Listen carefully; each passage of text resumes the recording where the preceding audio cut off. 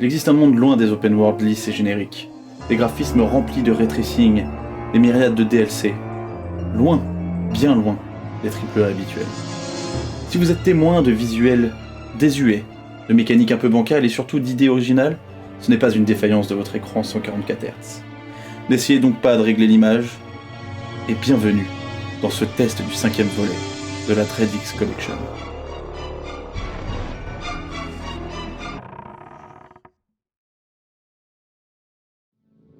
Bref, si vous n'êtes pas familier avec le concept, sachez que les DreadX Collection sont des anthologies de jeux d'horreur, un peu à la manière d'un Creepshow ou des Contes de la Crypte.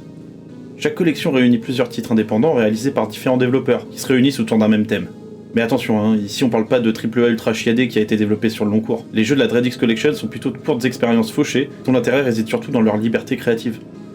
La DreadX Collection 5 propose 12 expériences horrifiques et un hub, lui aussi scénarisé. Cette fois-ci, la thématique est le divertissement horrifique. C'est assez vague et ça a permis aux développeurs d'explorer chacun une direction radicalement différente.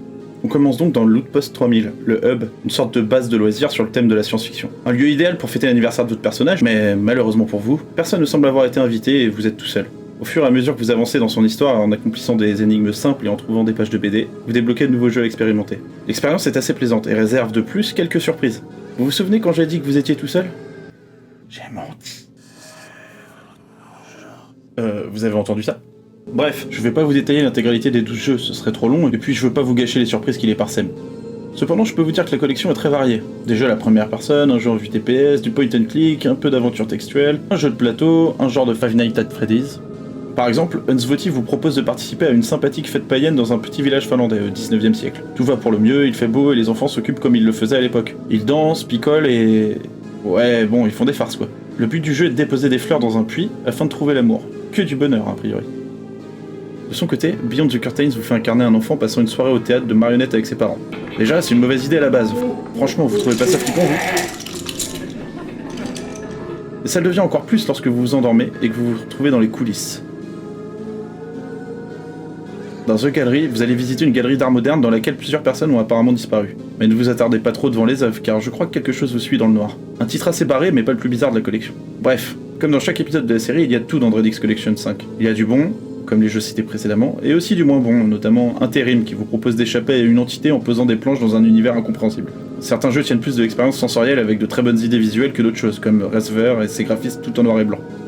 C'est difficile d'établir un verdict quand on est face à une compilation de ce genre. La plupart de ces jeux sont des petites expériences, certaines mal dégrossies, mais pour 8€, vous avez environ 8 heures de divertissement horrifique et quelques moments angoissants qui fonctionnent bien. C'est déjà pas mal. Bref, si vous aimez les jeux d'horreur atypiques et que vous n'avez pas peur de découvrir des projets un peu bancals, jetez-y un coup d'œil.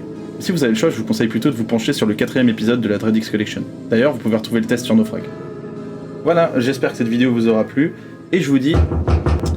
Putain, mais c'est pas possible, bordel!